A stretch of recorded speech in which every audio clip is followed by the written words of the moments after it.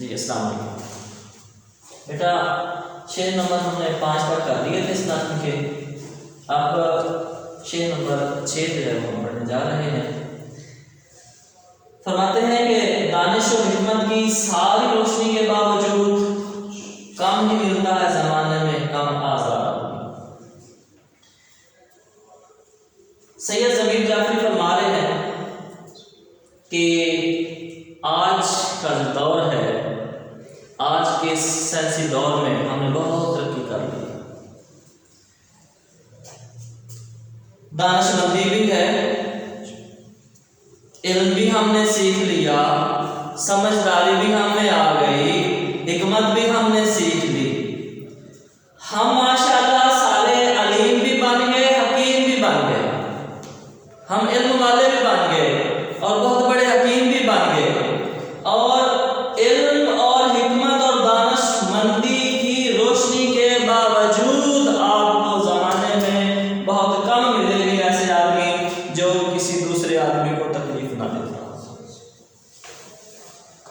یہاں اب دیکھیں، ایک دفعہ نا فارسی شاعر ہیں، اور فارسی شاعر جو ہے نا وہ گزر رہا ہے اور وہ پرندے آپس میں بیٹھے ہیں، اور پرندے جو ہے نا آپس میں بات کر رہے ہیں کہ یار دیکھو بیچارے انسان کو زمین پہ رہ گیا، اور ہم ماشاءاللہ ہمیں اللہ نے پردے رکھے ہیں اور ہم اڑ رہے ہیں، جہاں مرضی سے چلے جاتے ہیں، یہ بیچارہ زمین پہ ہی رہ گیا۔ تو جب شاعر نے یہ بات سنی تو شاعر نے پھر ان کو جواب دیا کہ نہیں، ایسی کوئی بات نہیں، ہم نے ماشاءاللہ انسان نے، آج کے انسان نے بہت ترقی کر لی، آپ کو نہیں پتا، آپ کو علم نہیں ہے کہ ہم سمندر کی تہہ تک گئے ہیں اور ہم آسمان تک پہنچے ہیں، ہم نے ستاروں پہ کمندیں ڈال لی ہیں، آپ کو پتہ نہیں ہے۔ تو ہم تو اپنا ہم نے چاند پہ قدم رکھ لیا ہے، مطلب ہم جو ہے آسمان تک پہنچے ہیں، ہم اوج حاصل ہے، اوج کمال حاصل ہے ہم اتنی ہم نے ترقی کر لی ہے، ہم نے جہاز بنا لیے، ہم جہاں چاہیں پہنچ جاتے ہیں۔ تو اب سائنس نے بہت ترقی کر لی ہے، تو انسان تو سوچ رہا ہے کہ آپ وہ آسمان پہ اپنے جو ہے وہ زندگی گزاریں۔ تو پرندے جو ہے نا، شاعر کہتا ہے کہ پرندوں نے آپس میں آپ اس چونچ سے جو ہے نا سر کو اٹھایا، اور چونچ ہلائی اور کہا کہ کیا اے انسان، کیا تم نے زمین کے سارے معاملات درست کر لیے ہیں جو اب آسمان کی طرف تو متوجہ ہوا؟ تو زمین پہ تو ہم اپنے جو ہے ہم نے اتنی ترقی کر لی ہے، لیکن ترقی کے باوجود اس ترقی کا فائدہ، اس علم کا کیا فائدہ جس پہ عمل نہ ہو، اور پھر اس حکیم کا کیا فائدہ جس سے کوئی فائدہ حاصل نہ ہو، وہ اس حکیم کا کیا فائدہ جو کسی کو ٹھیک نہ کر سکے۔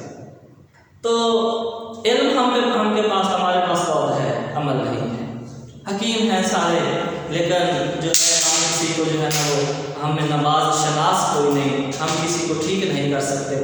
ہم ماشاءاللہ علم کے رکھنے کے باوجود ہمیں پتہ ہے کہ جو دل آزاری ہے وہ گناہ کبیرہ ہے، ہمیں پتہ ہے کہ دل آزاری نہیں کرنی۔ اسلام نے دل آزاری کو بہت بڑا گناہ ہے اسلام میں، تو دل آزاری جو ہے، کسی کو تکلیف ہم کیوں پہنچاتے ہیں؟ ہم نے سہولیات تو اتنی بنا لی ہیں، ہم نے سائنسی ترقی تو کر لی ہے، اس کے باوجود علم کی روشنی بھی ہمارے پاس ہے، لیکن اس کے باوجود جو ہے ہم ایک دوسرے کو جو ہے وہ تکلیف دینے پہ تلے ہوئے اور تکلیف دیتے ہیں۔ تو چاہیے تو یہ تھا کہ ہم ایک دوسرے کو تکلیف نہ دیں۔ آپ کو بیٹا پہلے بھی میں نے حدیث بھی کئی بار سنائی، اور جو ہے وہ اسلام کیا کہتا ہے دل آزاری کے معاملے میں، یہ بھی میں نے آپ کو پہلے کئی بار حدیث سنا چکا ہوں، جو حضرت عائشہ صدیقہ سے روایت ہے، وہ بھی میں آپ کو سنا چکا ہوں۔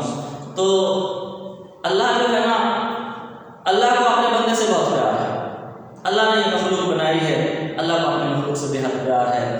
جو بندہ اللہ کی مخلوق سے محبت کرتا ہے، اللہ اس سے محبت کرتا ہے، اور جو پھر اللہ کی مخلوق کو تنگ کرتا ہے، جو اللہ کی مخلوق کو تکلیف دیتا ہے، پھر اللہ اس کو تکلیف دیتا ہے۔ تو لہٰذا وہ پنجابی میں تھا شعر کے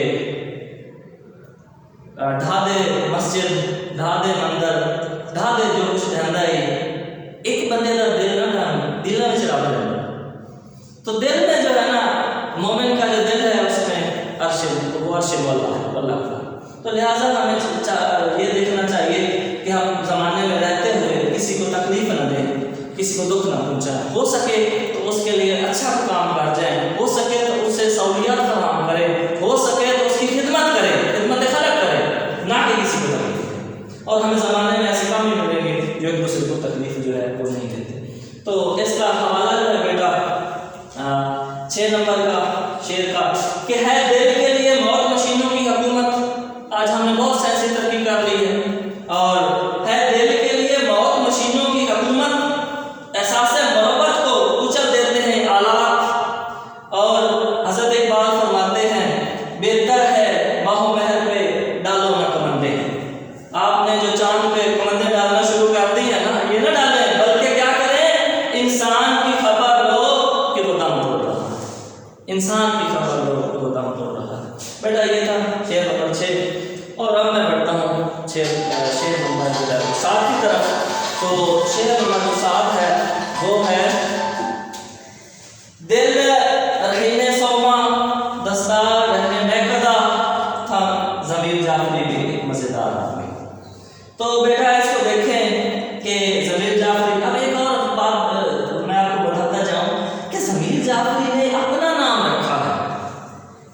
اور جب بھی میں بھی کسی سے بات کروں، کوئی طنز کی بات ہو، کوئی مزاح کی بات ہو، کسی کو کچھ میں کہوں گا تو میں وہ کیوں نہ میں اپنے سے بات لے لوں، کیوں کسی کو دوسرے کو کہوں. ہو سکتا ہے کہ کسی دوسرے کا نام لکھوں، کسی دوسرے کو کہوں گا اس کو تکلیف ہو. تو اس لیے ضمیر جعفری نے یہاں بھی جو اپنا نام لکھا ہے، اس کا مطلب یہ ہے کہ انہوں نے وہ جو کچھ کہہ رہے ہیں اپنے آپ کو کہہ رہے ہیں. ایک بات لیکن اپنے آپ کو کہنے کے باوجود اس کا مطلب یہ ہے کہ وہ تمام لوگوں پہ تنقید کر رہے ہیں. کن لوگوں پہ تنقید کر رہے ہیں، کن لوگوں پہ طنز کر رہے ہیں کہ وہ لوگ دل جنہوں نے اپنا گروی رکھا ہوتا ہے گرجا گھر میں. دل کہتے ہیں، ضمیر جعفری خود کو کہہ رہا ہے کہ میرا دل جو ہے رحیم کا مطلب ہے گروی رکھنا، سوما کا مطلب ہوتا ہے عبادت گاہ گرجا.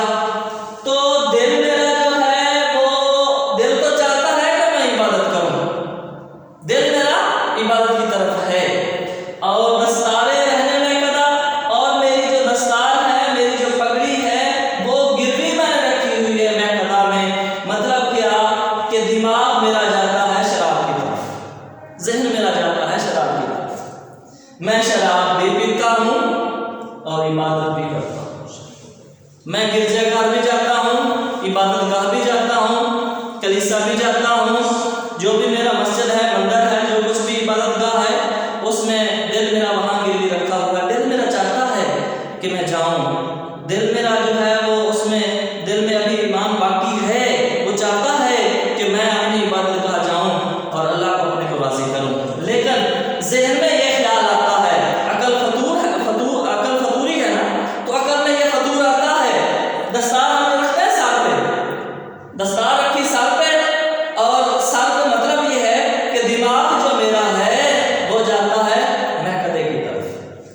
مطلب یہ کہ میں شراب بھی پی لیتا ہوں اور عبادت بھی کر لیتا ہوں. میں کتنا مزیدار آدمی ہوں کہ میں شراب خانے میں بھی جاتا ہوں، میں شراب پی کے میں شیطان کو بھی راضی کر رہا ہوں اور عبادت کر کے رحمان کو بھی راضی کر دیتا ہوں. تو یہ جو بیٹا رویہ ہے نا، یہاں یہ دو رخا رویہ ہے، تضاد ہے. ہمارے قول و فعل میں تضاد نہیں ہونا چاہیے. ہم جو اپنی زبان سے کہتے ہیں اس پہ عمل بھی کریں. یہ نہیں دل میں کچھ اور ہو اور جو عمل جو ہمارا اچھا ہو. زبان سے ہم کچھ کہیں اور عمل ہمارا کچھ ہو. تو یہ جو دو رخا رویہ ہے یہ نہیں ہونا چاہیے، تضاد نہیں ہونا چاہیے. قول و فعل میں جس کے تضاد ہے وہ آدمی نہیں ہے، وہ انسان نہیں ہے. تو اس کا بہت خوبصورت حوالہ کہ دو رنگی چھوڑ کر یک رنگ ہو جائے. دو رنگی چھوڑ دے اور ایک رنگ جو تیرا ہے وہی ہونا چاہیے، منافقت نہیں ہونی چاہیے. دو رنگی چھوڑ کر یک رنگ ہو جا، سراسر موم ہو جا یا سنگ ہو جا، یا تو موم ہی رہے یا پتھر ہو جا، ایک ہو جا جو ہونا چاہتا ہے. تو یہ تھا بیٹا شعر نمبر جو 7. اب آخری اس شعر ہے۔ ضمیر جعفری فرماتے ہیں پہلے کشتی ڈوب جاتی تھی نظر کے سامنے، اب گرے گا بحر اوقیانوس کے پار آدمی۔ شعر یہاں کہہ رہا ہے کہ پہلے دور کی بات کر رہا ہے، پہلے زمانے کی بات کر رہا ہے۔ اب کیا ہے، اب اس زمانے میں کیا ہے؟ پہلے جب سائنس نے ترقی نہیں کی تھی تو کیا تھا، اب سائنس نے ترقی کر لی ہے تو کیا ہے؟ پہلے یہ تھا کہ جب بھی کوئی بیمار ہو جاتا تھا، گھر میں رہتا تھا، بیمار ہو جاتا تھا، ڈاکٹر کے پاس لے جاتے تھے، اس کا علاج معالجہ کراتے تھے، وہ یا تو بچ جاتا تھا یا پھر وہ اللہ کو پیارا ہو جاتا تھا ہمارے گھر میں، ہماری آنکھوں کے سامنے ہاسپٹل میں۔ یا پھر اگر ہم کشتی پہ جا رہے ہیں، کیونکہ اس وقت یہ ہوائی جہاز نہیں بنا تھا، کشتی تھی، یا کشتی میں ہم سفر کر رہے ہیں، تو بھائی جب ہم کشتی میں اگر کبھی آپ کا ہوا ہو، آپ نے کبھی جانا نصیب ہوا ہو کشتی میں، تو دیکھیں کہ کشتی میں جب ہم بیٹھتے ہیں بیٹا تو ادھر والے بھی نظر آ رہے ہوتے ہیں اور پار والے بھی نظر آ رہے ہوتے ہیں۔ جب کشتی جا رہی ہوتی ہے تو اس سائڈ والے بھی دیکھ رہے ہوتے ہیں، اس سائڈ والے بھی دیکھ رہے ہوتے ہیں۔ اگر خدا نہ خواستہ کشتی بمر میں ڈوب بھی جاتی ہے تو لوگ جو ہے بچانے کے لیے بھی آ جاتے ہیں اور لوگوں کے سامنے وہ کشتی ڈوبتی ہے۔ اور آج کیا ہے، اب کیا ہے کہ اب جب سائنس نے ترقی کر لی ہے تو جب ہم سفر کریں گے اور بیرون ملک بیٹا جو لوگ جاتے ہیں، کچھ اسٹڈی کے سلسلے میں جائیں گے، کچھ لیگل طریقے پہ جاتے ہیں، کچھ غیر انلیگل طریقہ ہے وہ بناتے ہیں۔ جب بہر لوگ ہم بیرون ملک جاتے ہیں، اوقیانوس سے مراد بیٹا یہاں جو ہے نا، یہ بحر اوقیانوس جو ہے اس سے مراد جو لیا گیا وہ مراد ہے یورپ کنٹری ہے، امریکہ ہے، اس سے یہ مراد لیا گیا۔ تو جب ہم جائیں گے امریکہ جانا چاہتے ہیں، اسٹڈی کی خاطر جاتے ہیں یا روزی روٹی کی خاطر جاتے ہیں، اب مسئلہ یہ ہے، المیہ یہ ہے کہ ہم پڑھتے تو یہاں ہیں، MBBS ہم نے کر لیا، ڈاکٹر ہم بن گئے، یا ڈاکٹر ہم بن گئے تو ہمیں چاہیے تو یہاں ہمارے عوام، ہم جو غریب عوام ہیں، ہمارے پاکستان کے لوگ ہیں، ان کی خدمت کریں، بلکہ ہم پیسہ روپیہ کمانے کی خاطر آؤٹ کنٹری چلے جاتے ہیں، یا پھر ویسے آؤٹ کنٹری چلے جاتے ہیں وہاں روزی روٹی کے سلسلے میں، یا اپنا معیار زندگی بلند کرنے کے لیے، دولت اکٹھی کرنے کے لیے، روپیہ پیسہ اکٹھا کرنے کے لیے ہم جب وہاں جاتے ہیں تو پھر وہاں کیا ہوتا ہے، ہوائی جہاز میں ہم سفر کر رہے ہیں، خدا نہ خواستہ ہوائی جہاز کو فنی خرابی کی وجہ سے ہوائی جہاز جو ہے وہ خراب ہو جاتا ہے، تو پھر بیٹا جو ہے نا لاش کے جو ٹکڑے ہیں وہ بھی نصیب نہیں ہوتے، وہ بھی نہیں ملتے، پتہ نہیں چلتا۔ ایک بات، دوسری بات بیٹا یہ ہے، پچھلے دنوں میں اپنے خود کی آپ کو بات بتاؤں کہ بیٹا میرا چھوٹا بھائی ہے، وہ سعودیہ میں رہ رہا ہے، تو اس کو نا اب اس کو تکلیف تھی، بیمار ہوا، اکیلا ہے وہاں رہ رہا ہے، تو اس نے مجھے نا وائس میسج کر کے کہا، تیسرے دن کہا، 3 دن اس نے مجھے پہلے نہیں بتایا اور مجھے وائس میسج کر کے کہا رہا ہے کہ بھائی میری طبیعت بہت خراب ہے، میرے لیے دعا کرو۔ تو یقین جانیے اس نے رات میسج کیا، میں ساری رات سویا تھا، پتہ نہیں میرے بھائی کی کنڈیشن کیا ہوگی، پتہ نہیں اب اس کو کیا ہو گیا ہے، جب تک وہ ٹھیک نہیں ہوا مجھے چین نہیں۔ تو مجھے یہ نصیحت کر رہا ہے کہ بھائی امی اور ابو کو نہ بتانا۔ تو وہاں جو پردیس میں جاتے ہیں لوگ، مزدوری روٹی کی خاطر جاتے ہیں، تو پتہ نہیں ہوتا کیا ان کے ساتھ ہونا کیا نہیں۔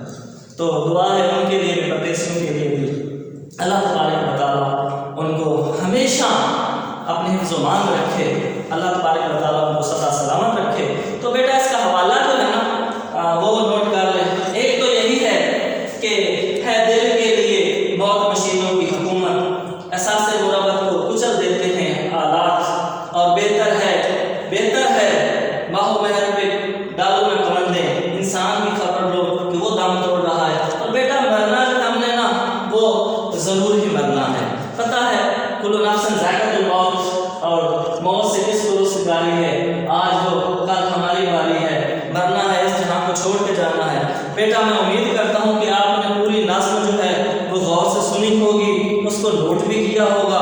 بیٹا جتنے حوالے میں نے کل دیے تھے، پہلے لیکچر میں دیے تھے، دوسرے میں دیے تھے، بیٹا نظم کا یہ ہوتا ہے، اس کا عنوان ایک ہی ہوتا ہے، نظم کا عنوان ایک ہے، تو جتنے حوالے میں نے دیے ہیں وہ سارے کے سارے نوٹ کر لیں۔ جو بھی آپ کو پرچے میں یا جو بھی آپ کو امتحان میں، جو پیپر میں آپ کو 2 اشعار آپ کو آنے ہیں، 2 اشعار کے آپ نے حوالے لکھنے ہوتے ہیں، بیٹا یہ آپ جانتے ہیں۔